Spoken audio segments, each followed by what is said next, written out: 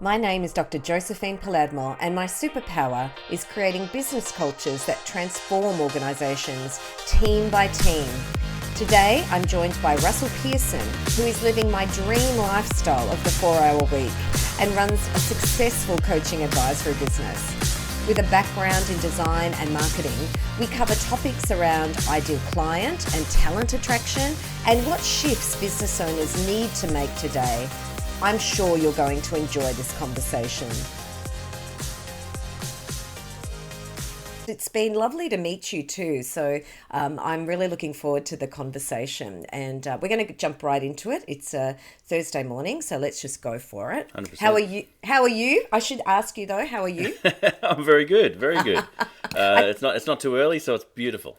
Oh, great. Because it is Are You Okay Day today. So It is. So I really mean it when I ask you how are you, rather than just Well, tell me it's let fine and let let's me move on. bring it back to you. Are you okay? I'm good. I'm good today. Yes. So I'm doing all right this week. So Excellent. yeah, fantastic. So Russell, when we spoke a while ago, you told me that you pretty much just do a 4 hours of real work a week, and I'm very curious about that. I want to hear more about that. But you're obviously producing amazing results in communication and marketing and helping others do the same. You're a speaker, you're a podcast host yourself. I know you've hosted the Marketing Report and your consulting business. There might be another one that I don't know about. And you run a successful coaching advisory for business owners. So, that's a lot. Tell us a little bit, though, before we go into all of that, about your career journey and how you got here today. Sure, and be honest up front, the 4-hour work week idea was never something I wanted to chase. It was never a purposeful mission. It's just turned out that way. And I got started. It's weird. It's because you could go, like, how far back could you go? Because I actually had a gallery opening at the age of 8. Love it. And it was important to actually note that because back then my father wanted me to be an art restorator. And so I'd been doing these art classes and had got relatively good in that space. And then when I went to school, I found out that actually art restoration was just all chemicals and chemistry. And I'm like, nah, that's not for me. And I got into design because while I was good at illustration back in the early 90s, illustration was starting to go away because photography was taking over. There was a lot less jobs for illustrators. And so I got into this design space and I fell in love with the concept of design. And I was a graphic designer. But it's one of those things. You're a graphic designer, but I'm also doing music and piano on one side, I'm doing art on the other, and so I'm like one of those guys that's doing all those little bits and pieces. And what was cool about that is when I started learning the principles and understanding of design, is I started to be able to see things through different lenses. So I could start seeing things through the lens of music, I could start seeing the lens of art, but also then psychology and the other things that come around communication. So when I started working for a design company in I think it was mid to late, sort of like 97. When I started working for them, I was already looking at sort of design thinking in what we were doing before design thinking was a thing. I thought it was weird when everyone started talking in the 2000s about design thinking because we were already doing it. So it was great because those early days actually gave me a little bit of a head start into how I started seeing things. And we had already started doing web design before 2000. We had already started doing video production for our clients. I was working with a lot of large pharmaceutical clients. So back in the 90s, there was so much money, they'll just throw it at us. Oh, wow. Yeah. And so it was like, AstraZeneca and Pfizer, and we were doing all their big sales events because they had so much money and so many salespeople that we would create these great videos, and they were all motivational, and all these things were happening. It was fun. And that was the time that I started going, oh, what else could we do? What else could we do? And we started developing into all these areas. And that's when podcasting came out. And podcasting was huge in changing the way I saw things, because suddenly I wasn't just looking at things through my own little bubble of, here in Australia and here in Melbourne even. But I started hearing these people around the world. I started hearing from Brian Tracy. I started hearing from Jim Rohn. I started hearing from Zig Ziglar, and these people are telling me that I can do all these things, right? And I'm Right. like, wow. And so it wasn't long before I outgrew the design space, because what happens with a designer, which is interesting, is when you start, you're always looking at the aesthetics, and a lot of designers actually don't get out of that. You're looking at, what is it that this design is doing, and then stepping back from that, what is this design communicating? How does this design fit, or how does this communication fit into a campaign? How does this campaign fit into the goals of the business? Then stepping back, how do you design a business? And it's a nice way of stepping back and broadening the idea, because if you're doing graphic design, there's only so much you can do. But once you start looking at how you can do the campaigns, suddenly you're a marketing person. Stepping back from that, suddenly you're a business advisor. And while I say suddenly, this is a 25-year journey. Right. Yeah. So there's about 9 years in the design space, helping these people who were in large corporations take these campaigns to market. And then I start in small business, thanks to people like Brian Tracy and others. And I start my business, and it's interesting the way it actually started. I was a person I was working with was referred to Melway. Now, Melway are a street directory here in Melbourne, and it's a bit of an institution and had been for decades. Yes, I remember Melways. And they've been having the same person do their cover for 25 years. And this guy didn't want to do it. He goes, I haven't got time. And he goes, would you like to do it? And I said, yeah, I wouldn't mind having a look. And so I went to this meeting, and they asked me to bring some samples of work that I'd done. And so I show up, and I've got like nearly a meter of books that I'm carrying in my hands, like literally struggling with them. It's very And analog. I dumped them, I dumped them down on the table, and they go, "What's this?" And they go, "I said samples of what you wanted." And they go, "Okay, you can do the job." And I got Melway as a client, and I started doing their covers for until I sold the production side of my business, so over a decade there as well. And it gave me confidence, because it was a brand that people knew. It was a brand that my father knew, which was interesting, because he goes, "Oh wow, how'd you get that?" Yeah. Everyone had a Melway in their car. It was the only way to get around. Yeah. That's right. And it was Pre-GPS. interesting. Yeah. Yeah. So they even tried to get into the GPS market, which was fascinating. And then that just disappeared. Google just blew it up. So I got that first start, and I'm like, oh, well, I can do this now. I did a calculation that I only needed to be working 16 hours a week to be earning the same as I was working in a job. And so I go, all right, well, here's my notice. I'm going to go do it. And I started doing it. And it's 10 a.m. on a Thursday morning. And I'm eating popcorn in a cinema, going, how good's this being in business? And at the end of that first year, I was $30,000 in tax debt. Great. Yeah, right. That's a And good- so yeah. I had It's to good start place. learning on how to actually run a business. Yeah. Because it's very different. And that started this journey of working from home. My youngest hadn't even been born when I started, and she was 1 at the time that I left home, because a 1-year-old learns to knock on the door constantly. Yes. Which I loved that year, actually. It was almost like I was that taking wonderful? a year Yeah. off. It was amazing to spend it. But it was a point where I needed to get on the phone more, when I realized tax debts were an issue, that I needed to sell more. And I was going to networking events. I was meeting people, and someone suggested I go and check out this incubator. It was a business incubator. And I went to this business incubator, and for $250 a week, I could get this little 10-square office, which didn't even have a window facing outwards. It just had a window facing into a hallway. and I thought, this is great. Well, I've got my own space and no one's knocking on the door. So I got it. And it was the first time that I started to understand the difference between being alone in business and actually having people around you. And that's when I realized how important networking is and getting to know people Yeah. is, and the different things can people bring into your world because they Exactly. have their own lens. That's right. Yeah. Yeah. Yeah.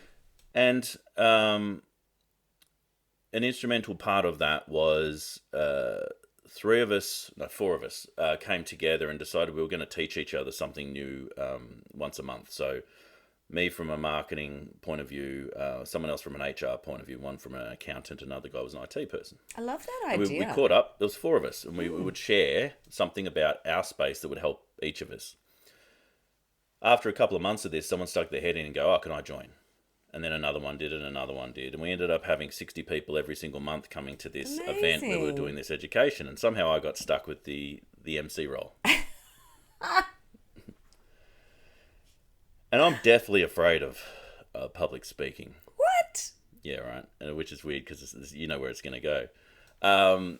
And the speaker didn't show up one day. We're there, everyone's there, 60 people all sitting. The speaker's not showing up, and we're like, what are we going to do?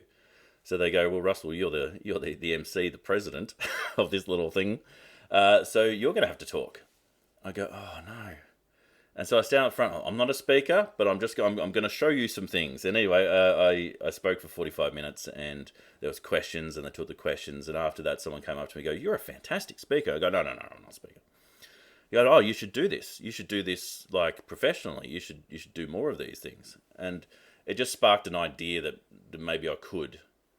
And the next step was like putting myself up for an award. I got up in front of 200 people, and I got a case of what I call the Charlie Browns, which is, if you've ever seen that cartoon, the actual animated cartoon version, when the teacher Yes. at the front of the room speaks, it sounds like wah wah wah wah wah wah Yeah. wah.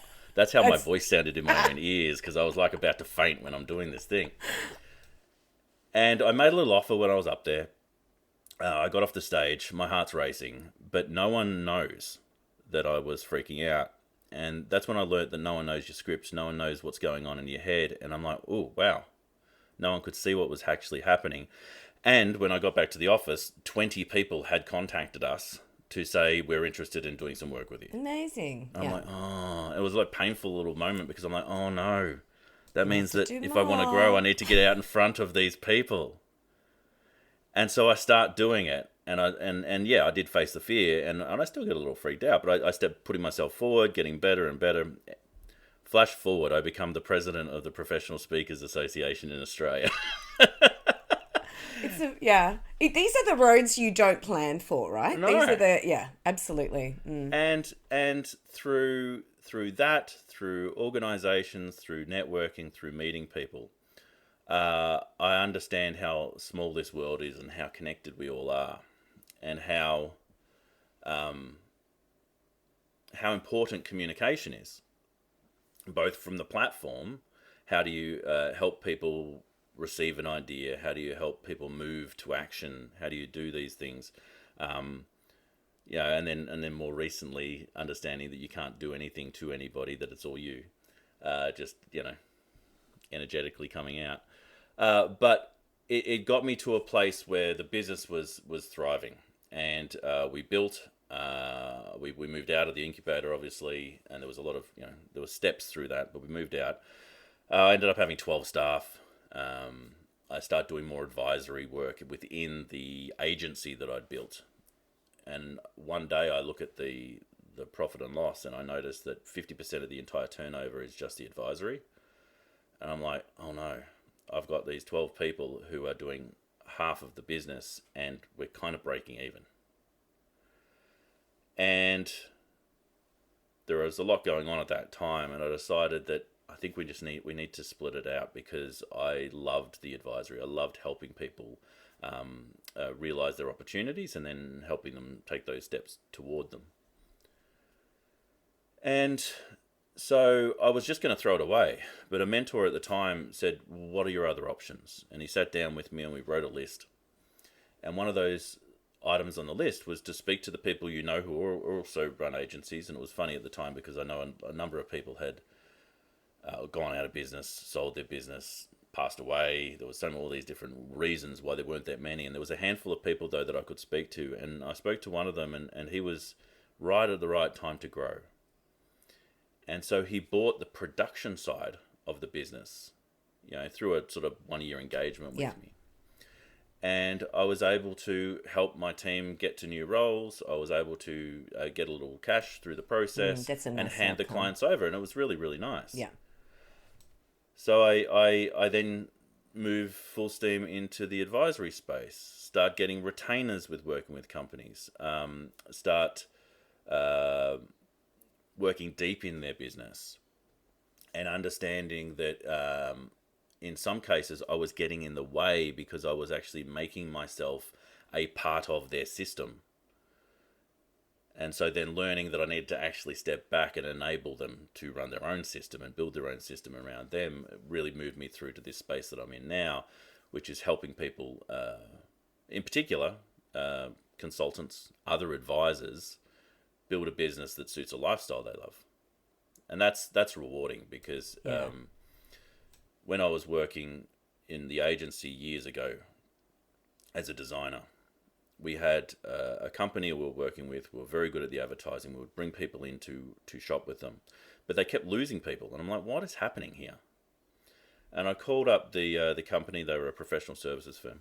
I called them up during the campaign, and the campaign was like all focused on what they thought people wanted, which was we're the most professional. You'll have the most qualified people. You have the most professional experience when you come and work with us.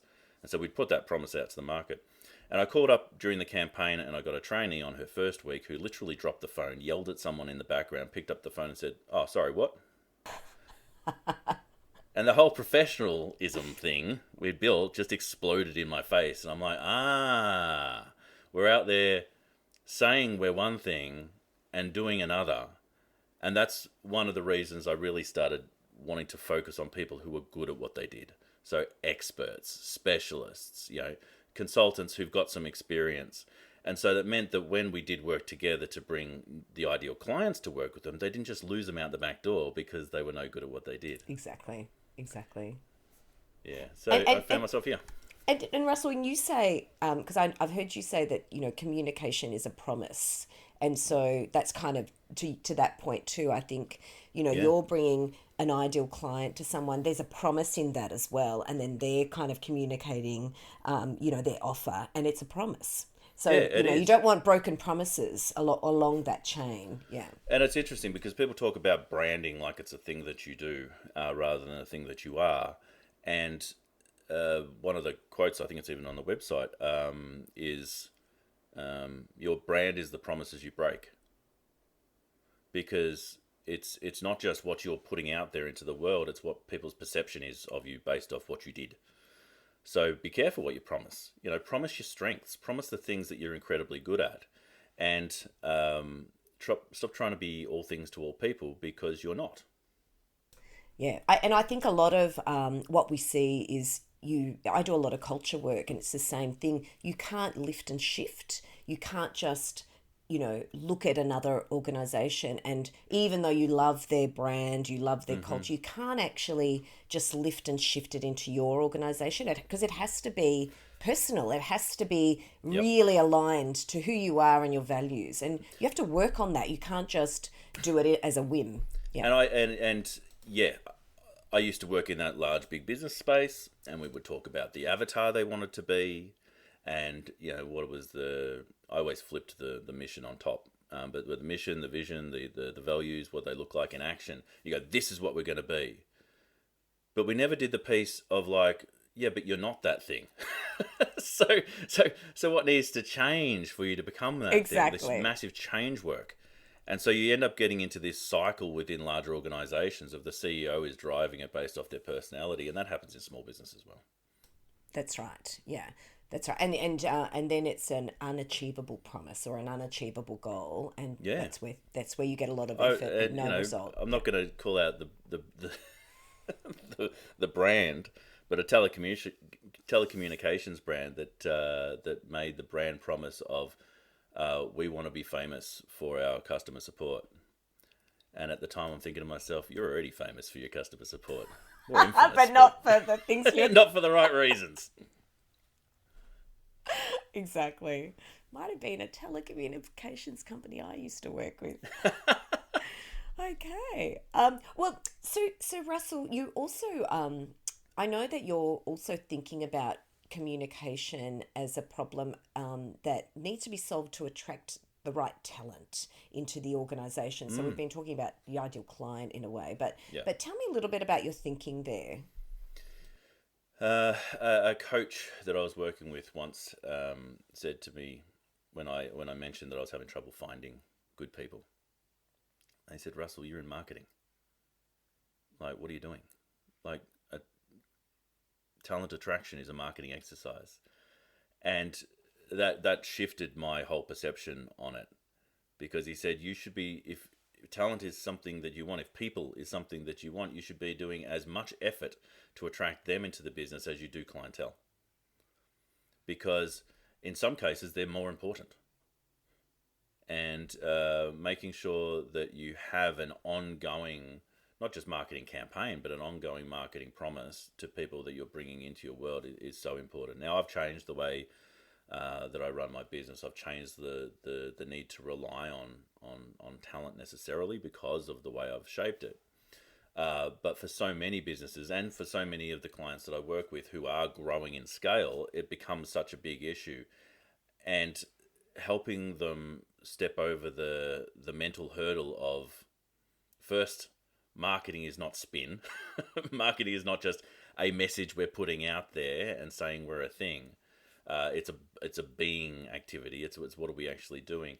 And then on the flip side, understanding that they need to put that much effort in because things have changed, because the world has changed. The new rules of sales and marketing are dictated as much in the recruitment space as they are in the client getting space. Yeah, exactly, exactly. And there's that, I think particularly I hear that a lot from younger, early career stage, workers. They're Mm-hmm. shopping around and it's very much they're looking for what organization lives up for them to their Yeah, own values and are aligned, but also just in terms of not just personal values, but the values I have about how the world, should yes, be. Is this organization, doing the right thing in terms of perhaps the environment, diversity, if that's what I care about, it's all such an those interesting things. point, because we're getting to a point now where Gen Y, millennial, even Gen Z, depends how you break it up, but they're getting to a point of middle management now. They're getting to a point where it's not a message that we're putting out as a large Yes, organization to tell people. They're actually seeing the they're there. actuals that are happening inside the company. So it does become, all right, we've made this promise. Are we keeping this promise? And it's incredible the conversations I'm having at the moment, especially around middle management and senior staff, where they're like suddenly woken up during the last few years and going, I have choices. I I don't feel I want to have this pressure, and I'm going to step to the side of Yes. the responsibility role. And so there's this massive shortage in the middle space. Executives are still sitting where they're sitting. Graduates are still moving into the space, but there's this real gap in the middle where people are going, no, I Don't don't want want to to come do into it. work. I'm going to work for remotely. And in fact, if you say that I can't, well, I'm going to go and speak to these people who are going to pay me double to do exactly that. And so there has to be more in it. There needs to be more Yeah. than just transactional. Otherwise, if you were to take it to the retail market, it's a race to the bottom on price. Exactly, exactly. That's right. And I've got one of my colleagues. She runs a very successful IT company, a service company. So they sort of service middle to large organizations in terms of all of their IT infrastructure, and she's finding it very difficult to get staff, Mm, qualified staff, because there's this real shortage in that area. It's a very technical area, but it also requires someone who's very good with people. So you've got to have the, two sides of the coin. yeah, And so she'll talk to me about it, but I can see as much as she has the intention of developing the kind of culture hmm, that she knows people want to flourish in, I can see that her leadership style is very much still in that command and control yeah. style, because she needs that for herself. And so I can imagine that that's not going to suit everybody, and it's not going to be aligned to the way people want to really live in an autonomous way where they feel like they have a sense of, agency around their day in terms of how they do the work. Yeah, well, this is a great conversation. One of the things that I watched during COVID lockdowns was managers who were not good at managing. It really became very, very obvious. They needed people around them to control the situation. Yes. They're the same people who would say to me, "It's now time to performance manage this person out of the business," which just highlighted that they were not managing performance the rest of the In time, That's right, which exactly. is horrible. And so it's always been about adaptation. It's always been about evolution. And it is going to be the people who can evolve, the people who can actually shift and change themselves as much of their business models, that are the ones that are going to thrive over the next 5 to 10 years. So I'm interested in that, Russell, in terms of what else you're seeing, because you Yeah. do work with a lot of business owners, and you sort of help them change their mindsets and the way in which they're thinking and looking at the world. Yeah. So you're talking about adaptation. What other things do you see that really needs to shift? The reliance that the office, which was the center of all things, does it need to be the center of all things? There's a real constant push, and it is from those people who do want that to hold on to the old way of doing things, that we need to get people back in the office. And it's getting the people back in the office which is actually like losing them people, and not enabling to attract more people. The shift from activities to outcomes. That people have been saying that for a long time, and poor management will go, "I can't measure outcomes," but they're the easier ones to measure, right? And so it's working back from that and going, all right, what outcomes Yes. do I want, rather than just doing busy work? Yeah, and so those are certainly happening. The other is, does my business? Oh, here's one. You will have heard the high tech versus high touch discussion and argument. Yeah. There is a lot of service-based businesses, and I'm going to say that like this. I've put up inverted commas for those listening on the podcast. Service-based businesses that are putting right up front massive amounts of technology to weed out people, so that they only speak to the people that they can transact with. And I'm thinking mortgage brokers in particular. Yeah. Right? And they are losing opportunity, like hand over fist, at the same time as making their life easier in the short term. The short term. They're not growing, they're just doing the work that they've been doing, and they're okay to retirement potentially. Right. The flip is, how do I qualify a client, which is why communication becomes so key. How do I qualify somebody through the words that they're saying, the activities they're doing, to decide whether this is a person I want to work with or not, and then make the process easy? There's in the marketing space, everyone talks about leads. How many leads you got? What's your pipeline look like? Yes. And it needs to flip, because people start looking at numbers, and then they stop putting value on numbers. They look at a single person, and they go, "That's just one." Well, that's just one that potentially could be $60,000, which means that if you've got 10, right, $600,000 worth of opportunity is right there. What are you doing to help that get into your world? And if they're not right for you, that's great.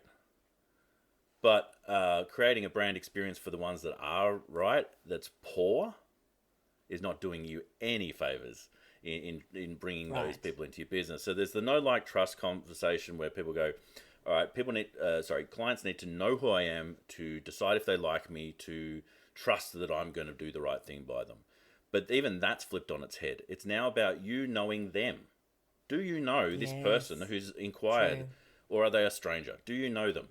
You should know them. If you're not speaking to your market enough, or your market's too wide. Do you know them? Do you like them? All right. Do you want to work with them, because you have choices now? And do you trust that they will do the things that they need to do to make the process fun and interesting? Right. So will they do the work in an advisory conversation? Will they give me the documentation in a we'll call a finance space? All right. So know, like, and trust has flipped, and the only way you can do that is actually having really strong communication skills out there in the market. Yeah, that's wonderful. And I really love that because you do see that a lot. You see it a lot of, and you see a lot of service providers trying to sell you, and also you're often on the receiving end of people trying to, grab you as a lead. And this lead, and you're right, people focus on numbers without really, they forget why we want that number, what that number means, what's the value of that number. They just focus on the number. Yeah. I had to get a little tough with one of my clients last week when they put a piece of communication out. They had no pipeline 2 weeks ago. They put a piece of communication out after our discussion. And I said, how'd it go? And they go, I had a couple of conversations. I said, well, all right, give me the numbers. They give me the numbers. 45 people had responded to that piece of communication. So people had positive or negative, they'd responded and had started a conversation. 30 of those people actually said, yes, I'm interested. And they'd had a couple of conversations. Yeah. I was a little beside myself. And I made them actually count up the dollar value of these opportunities. Even the ones that are like, no, I don't want this thing. They've now, in a conversation with you, you've opened a conversation. Exactly. So rather than go, okay, bye, open it further. Yes. What's happening in your world? What's currently going on? Understand, can you help this person? Everyone's busy, so the short answer is not a problem. You've literally started a conversation. Yeah. And by flipping this, getting a little tough, this person has already got 3 invoices out. One of the pieces of work's already done within days of me doing that piece with them. And they went from 2 weeks ago not having any pipeline to actually now having cash flow. Wow. And it's because I got them to realize that this was not 45 people that responded, 45 numbers that responded. This is individuals who actually took the time to engage back with you. Stop disrespecting their engagement. Yes. Yeah, like, respect exactly. it. Now open it and see how you can help them. Yeah, that's wonderful. Yeah, fantastic. All right, well, Russell, thank you so much for your time today. I'm sure we could have another conversation at another stage because there's so much more to talk about. But thank you so much. I'm sure that for anyone that wants to reach out to you, I'll put some of your contact details on the show notes. Great. And of course, people can go to russellpearson.com as well. But I'll put your contact details there so people can reach out and open up another conversation. So with you. 100%. I'd love to speak to you. Thank you. Fantastic. Thank you so much, Russell. Bye-bye.